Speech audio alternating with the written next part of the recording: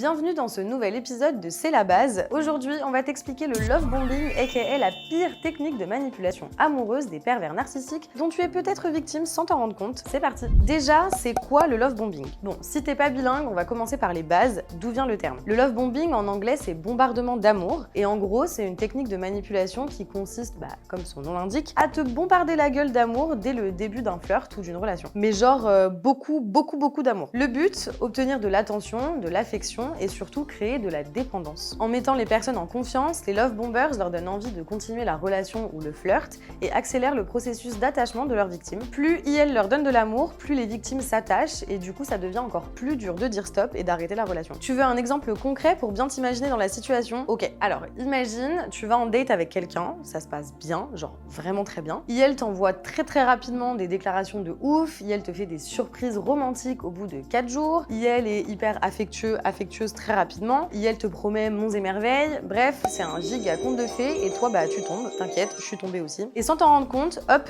t'es accro à la personne, puis plus rien.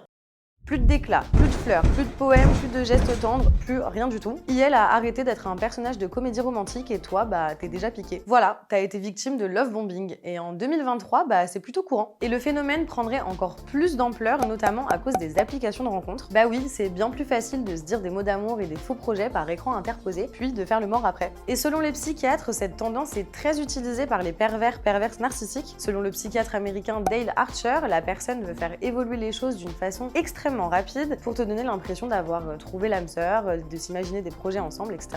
Et IL sait que t'aimes ça, forcément. Et une fois que t'es bien accro, bien en train de te projeter, IL jubile et te délaisse. Et quand tu commenceras à te détacher, c'est là qu'IL reviendra. Bref, manipulation x 10 000, 0 sur 10, on te déconseille. Et attention, pas de clichés sexistes, cette technique est utilisée tout autant par les hommes que par les femmes, que par les personnes non binaires d'ailleurs. Et oui, le love bombing n'est pas réservé aux hommes cis, bien au contraire. Et encore une fois, cette technique peut être faite consciemment ou inconsciemment. Certaines personnes ne se rendent même pas compte de ce qu'elles font. Alors, comment faire si tu sens que tu es victime de love bombing? Oui, je suis pas là que pour t'expliquer des trucs, j'essaye de trouver des solutions aussi. Déjà, commence par te poser et accepter le fait que c'est trop tôt, trop souvent, trop fort, trop vite et surtout trop beau pour être vrai. Explique à ton date que tu as besoin de prendre du temps, que tu as besoin de prendre un peu de recul aussi et qu'il vaut mieux ralentir et prendre le temps de mieux se connaître. Déjà, un ou une vraie perverse narcissique n'acceptera jamais cet affront. Et elle te menacera, genre si tu prends du temps, c'est terminé, ou te fera culpabiliser de cette relation. Sinon, la meilleure ressource pour éviter le love bombing, ça restera toujours tes proches, amis, famille, même un thérapeute si t'en as besoin. Tu peux leur parler de tout et leur jugement ne sera pas embrumé par l'amour et toutes les hormones du plaisir que le love bomber fait exploser chez toi. Et enfin, c'est le moment où je vais devoir être un petit peu dure, mais la meilleure façon de se protéger contre le love bombing,